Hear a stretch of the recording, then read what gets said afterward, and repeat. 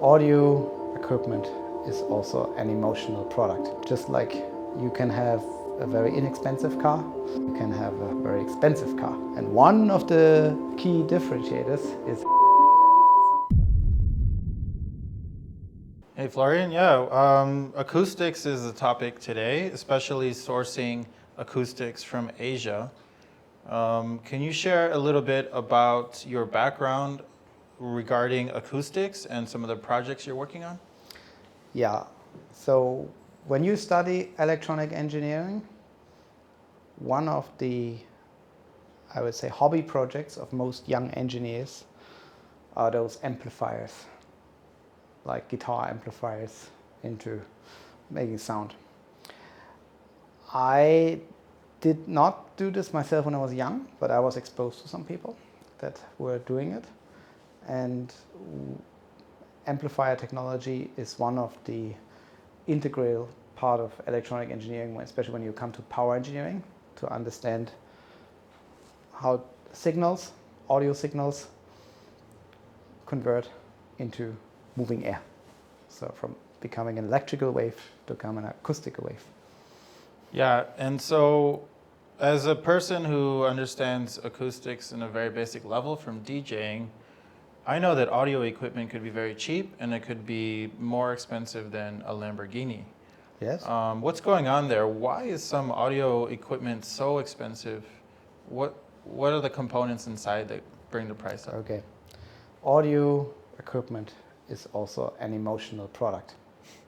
Just like you can have a very inexpensive car and you can have a very expensive car. And one of the key differentiators is how your exhaust sounds.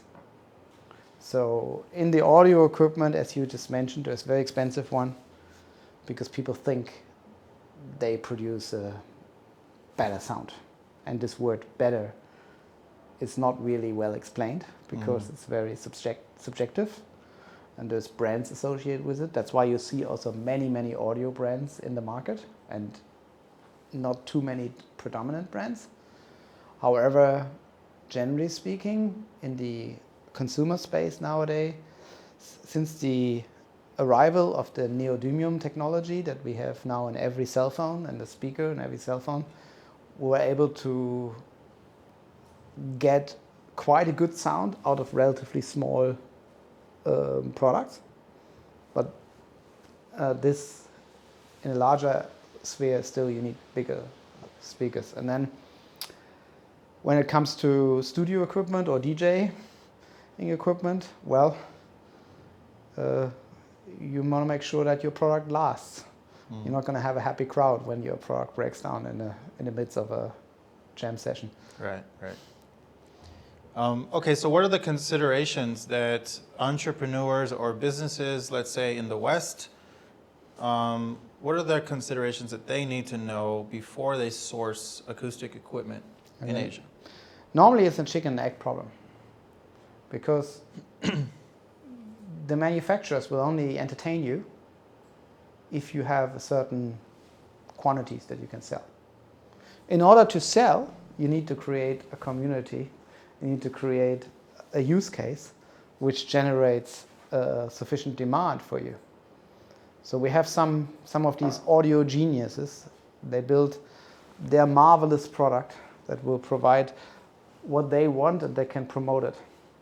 But how do you go from this one marvelous product to your first serial sales? Yeah. And the customers are not willing to wait forever. Because as you said, you were a DJ before. You have a time that you need your equipment ready. Yeah. You cannot wait forever. So this is in the acoustic field is a challenge. Even though you have a critical idea, a brand image, and a vibe, a channel that you want to entertain, you have to get there. And before you get there, you need to produce. And you have to be ready to ship. And you have to go there. So in the end of the day, this is easier said than done. So what about the commercially available acoustic solutions? I mean, like you said, there's so many different companies serving every different niche. Where does Celinius come into play for helping clients with acoustics? Well, we are focused on professional audio. Professional audio means audio that you're not having at home, but having in installations, whether these are in concert halls, auditoriums, places of worship, those larger room installations. So this market is usually served by system integrators. So system integrators, they usually procure the products based on the need of the room to do this. So, and we are looking for, or we like to serve customers that are not necessarily happy with the products they get directly from the market, because also they cannot get the same product all the time because maybe it's been discontinued or there's a shortage in the delivery, and then they make, between the time they make a proposal and the time they get the order, the time they get the installation, something could happen. So, and where they see a certain need to allow them to differentiate. Because I'm not sure how familiar you're with construction business, but price is always a very important matter. And if a system integrator would like to have a recurring income and a recurring business, it's better than if he can offer the installation and also the service and maintenance and the ongoing repairs is out of one hand. And if he can then implement products which are under his private brand or something, it's better than just picking up something randomly from the market. Okay, so a lot of times those seemingly niche acoustic solutions are not that niche. They're more like productized. Whereas what you're doing is you are the whole solution for something like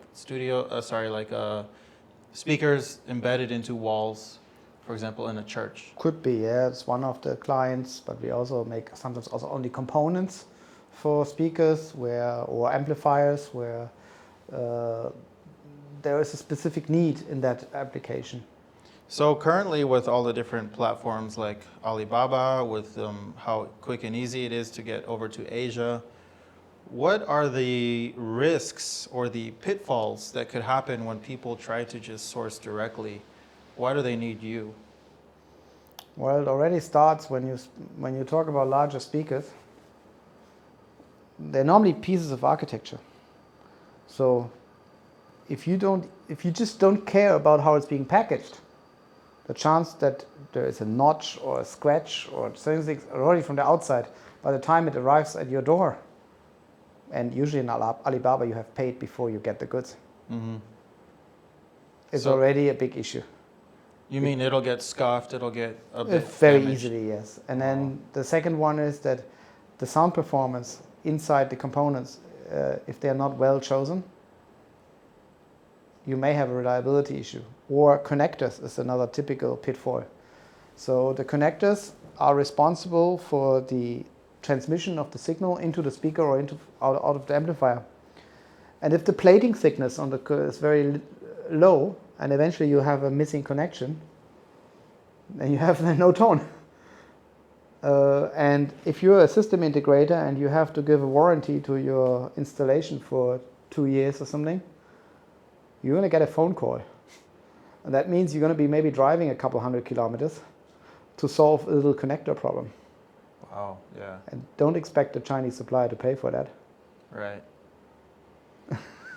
So little things, but big impact. Right. A lot of little things that normally you don't anticipate, right? It just comes up with experience. Yeah, but the people that are in that business, I mean, the system integrators, they often have seen it. Yeah. But they don't have solutions on hand. So typically, what would they do? Let's say if they didn't know Celinius, what would they do when this stuff happens? Well, they better get some spare parts ready. Oh, okay. Yeah, or they are counting on some established brands who hopefully manage that by themselves. Hopefully. So can you share what is the process for you and your team when you take an order from a client for acoustics? Well, taking the order is the last part. Okay, so before that, there's a lot of things happening, right? So first of all, we have to understand whether the demand is sufficient enough to justify an own product development, because often it is not. All right, give you an example. If somebody only needs 10 to 20 speakers, it's no point. You won't go for that. But if somebody would like to have a similar level, 200 to 300, oh, it might be interesting. But then, again, developing the key ingredient which allows that product to differentiate from what you can pick up from the market easily. This is one of the elements. But it can be something as simple as a different color cable, or easier connection point, or another mounting method. Could be something easy as that. Yeah, but it should give a credible advantage for the place of use and the installer.